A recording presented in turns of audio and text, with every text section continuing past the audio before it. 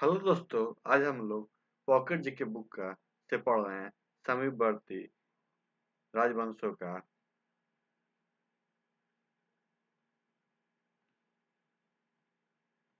समीपवर्ती राजवंशों का अभ्युदय अभ्युदय तो पाल वंश 8वीं शताब्दी के मध्य अशांति एवं अव्यवस्थाओं से ऊपर बंगाल के 8वीं शताब्दी के मध्य क्या अशांति एवं अव्यवस्थाओं से उबर कर बंगाल के नागरिकों ने गोपाल नामक एक सुयोग सेनानायक को अपना राजा बनाया। क्या हुआ कि पाल वंश कैसे हुआ कि 8वीं शताब्दी के मध्य में अशांति एवं अव्यवस्था से उब कर बंगाल के नागरिकों ने क्या किया, गोपाल नामक एक सुयोग सेनानायक को अपना राजा बनाया। पाल वंश की स्थापना बौद्ध धर्म के अनुयायी गोपाल ने की। पाल वंश की स्थापना किसने की? तो बौद्ध धर्म के अनुयायी गोपाल ने की। गोपाल ने क्या बिहार में ओदंतपुरी विश्वविद्यालय का निर्माण करवाया। किसका? ओदंतपुरी विश्वविद्यालय का निर्माण करवाया। 8वीं शताब्दी में 8वीं शताब्दी में बंगाल में आंतरिक अव्यवस्था फैली हुई थी। उसे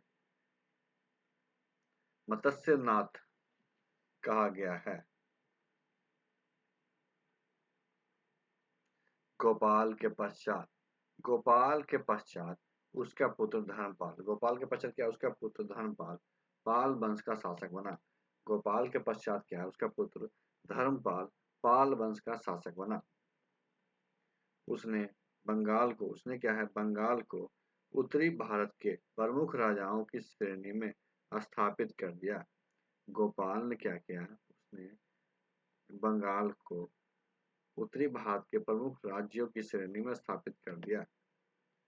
धर्मपाल धर्मपाल पाल वंश का महान शासक था। धर्मपाल क्या था? पाल वंश का महान शासक था। एक उत्साही बौद्ध था। क्या था? उत्साही बौद्ध था। उसके लेखों में उसे परम सौगात कहा गया। उसे क्या कहा गया? परम सौगात कहा गया है।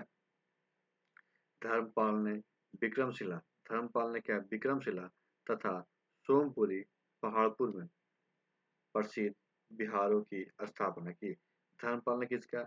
विक्रमशिला एवं सोमपुरी प्रसिद्ध बिहारों की स्थापना की। धर्मपाल की सभा में प्रसिद्ध बौद्ध लेखक हरिभद्र निवास करता था। हरिभद्र कहाँ निवास करता था? तो धर्मपाल की राजसभा में। धर्मपाल प्रतिहार शासक धर्मपाल क्या है? प्रतिहार शासक वत्स राज तथा राष्ट्रकूट शासक रूप से परिचित हुआ। 11वीं सदी में क्या है?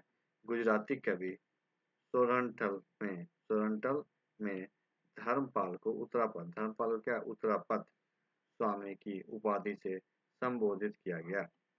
नालंदा में विक्रमशिला विश्वविद्यालय के संस्थापक धर्मपाल थे। नालंदा के विक्रमशिला विश्वविद्यालय के संस्थापक कौन थे? धर्मपाल थे। देवपाल इस वंश का सर्वाधिक शक्तिशाली शासक माना गया है। देवपाल क्या है? इस वंश का सर्वाधिक शक्तिशाली शासक माना गया है। अरब यात्री सुलेमान ने देवपाल को प्रतिहार राष्ट्रकूट शासकों से अधिक शक्तिशाली बताया। अरब यात्री क्या है? सुलेमान ने देवपाल को क्या है? प्रतिहार राष्ट्रकूट शासकों से अधिक शक्तिशाली बताया है। देवपाल ने सुमात्रा तथा जावा के शैलेंद्री वंश शासक बालपुत्र देव द्वारा बनाए गए बौद्ध बिहारों के मनोरक्षण के लिए 5 गांव अनुदान में प्रदान किए। कुछ विद्वानों के अनुसार देवपाल ने अवंतीपुरी के प्रसिद्ध बौद्ध मठों का निर्माण करवाया था। बंगाल के पाल शासक बौद्ध धर्म के अनुयायी थे। बंगाल के पाल शासक किस धर्म के अनुयायी थे? बौद्ध धर्म के अनुयायी थे।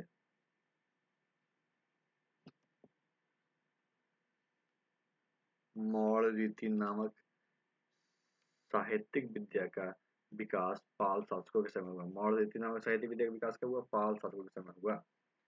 पाल शासकों के समय में पाल शासकों के समय में संत रचित और दीपांकर नामक बौद्ध विद्वानों ने तिब्बती की यात्रा की तथा कालांतर में धर्म स्वामी नामक विद्वान तिब्बत से भारत आया। सेन राजवंश पाल वंश के पतन के बाद बंगाल का शासक सूत्रसेन राजवंश के हाथों में आ गया। सेन वंश की स्थापना सामंत सेन ने राढ़ में की। सामंत सेन का पुत्र एवं उत्तराधिकारी विजय सेन हुआ। सामंत सेन का पुत्र उत्तराधिकारी कौन हुआ? विजय सेन हुआ। सेन वंश की राजधानी क्या है? नदियां थी। विजय सेन का उत्तराधिकारी बल्लभ सेन हुआ। विजय सेन का उत्तराधिकारी कौन है? बल्लभ सेन हुआ। विजय सेन शैव धर्म का अनुयायी था। विजय सेन क्या था? शैव धर्म का अनुयायी था। बल्लभ सेन ने क्या है? दान सागर एवं अद्भुत सागर नामक ग्रंथ लिखे। अद्भुत सागर को लक्ष्मण सेन ने पूर्ण किया। लक्ष्मण सेन 1178 ईस्वी में गद्दी पर बैठा। लक्ष्मण सेन क्या है? 1178 ईस्वी में गद्दी पर बैठा। लक्ष्मण सेन की राजसभा में अनेक विद्वान तथा लेखक निवास करते थे। इसमें गीत गोविंद के लेखक जयदेव, पवन दूत के लेखक धोई, ब्राह्मण सर्वस्व के रचयिता हलायुध आदि थे। हलायुध उसका प्रधान न्यायाधीश तथा मुख्यमंत्री था। विजय सेन ने देवपाल में प्रदुनेश्वर मंदिर की स्थापना की। सेन राजवंश प्रथम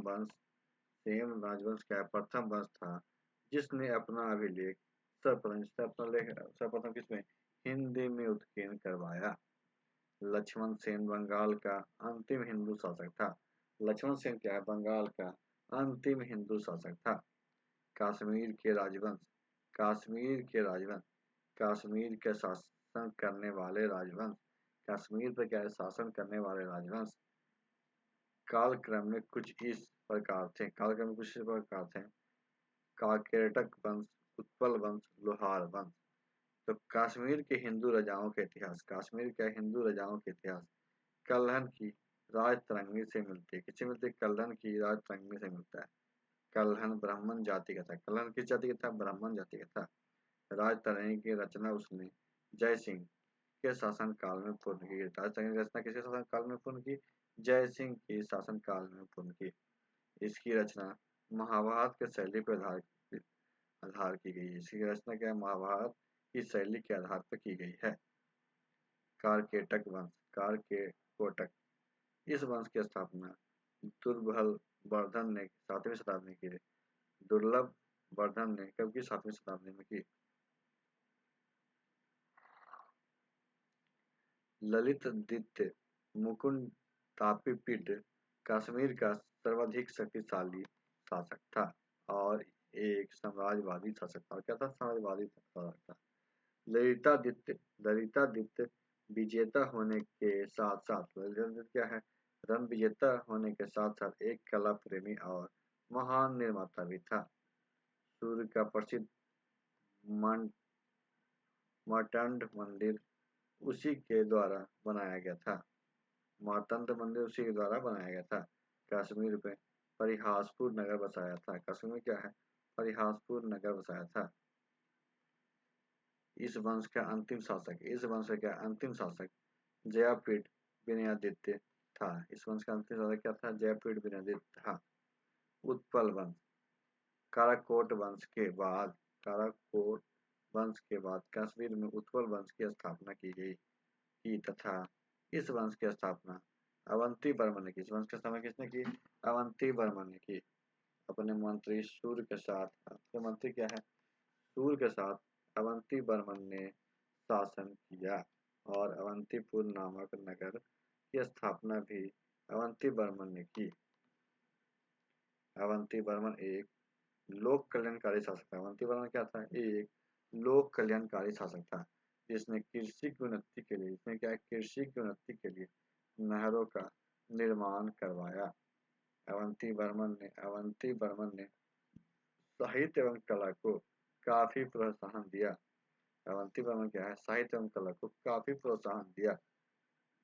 इसकी मृत्यु के बाद उसके उत्तराधिकारियों के मध्य गृह युद्ध हुआ जिसमें वैध उत्तराधिकारी शंकर वर्मन विजयी रहा। उसके बाद क्षोमेंद्र गुप्त, उसके बाद क्या? क्षोमेंद्र गुप्त 1950 ईस्वी में गद्दी पर बैठा। इसका विवाह लोहार वंश की राजकुमारी विद्या से हुई। क्षोमेंद्र गुप्त के बाद कश्मीर की सत्ता एक महत्वाकांक्षी शासिका रानी विद्या के हाथ में 50 वर्ष तक रही।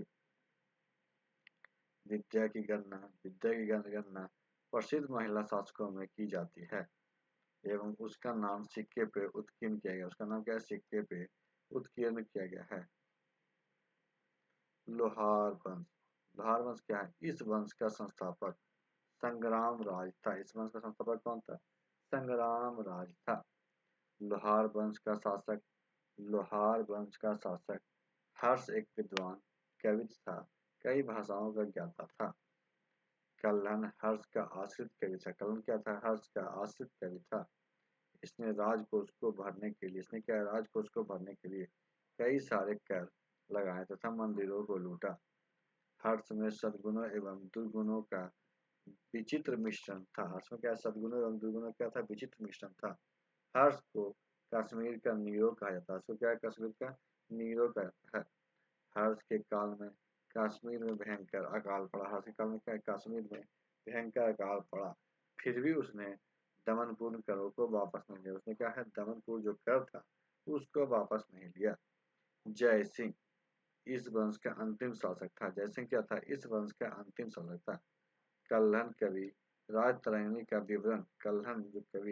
का विवरण जय सिंह के शासनकाल के साथ ही समाप्त हो जाता है।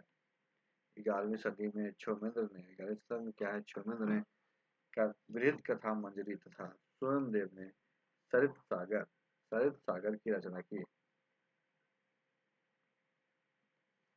कामरूप का बर्मन वंश बर्मन वंश चौथी शताब्दी के मध्य कामरूप राज का प्रथम ऐतिहासिक राजवंश था। इस वंश की स्थापना पुष्य बर्मन द्वारा की गई जो समुद्रगुप्त के समकालीन थे। बर्मन वंश के आरंभिक शासक गुप्त साम्राज्य के अधीनस्थ थे। समुद्रगुप्त की पर्याय प्रशस्ति के अनुसार कामरूप के राजा को पर्यटन नृपति कहा गया है। भास्कर बर्मन के समय कामरूप भारत का उन्नत राज्यों में एक था। क्या था? कामरूप भारत के उन्नत राज्यों में एक था। इसकी राजधानी प्रयाग ज्योतिष नामक स्थान पर थी। असम को महाभारत काल में प्रयाग ज्योतिषपुर के रूप में जाना जाता है। असम को क्या है? महाभारत काल में प्रयाग ज्योतिषपुर के नाम से जाना जाता था। कालांतर में कामरूप पाल वंश का एक अंग था। कालांतर में क्या है? कामरूप पाल वंश का एक अंग था। तो आज की वीडियो में समाप्त करते हैं। वीडियो को लाइक कीजिएगा, दोस्तों को शेयर कीजिएगा और हमारे चैनल को सब्सक्राइब कीजिएगा। वीडियो देखने के लिए आपका धन्यवाद।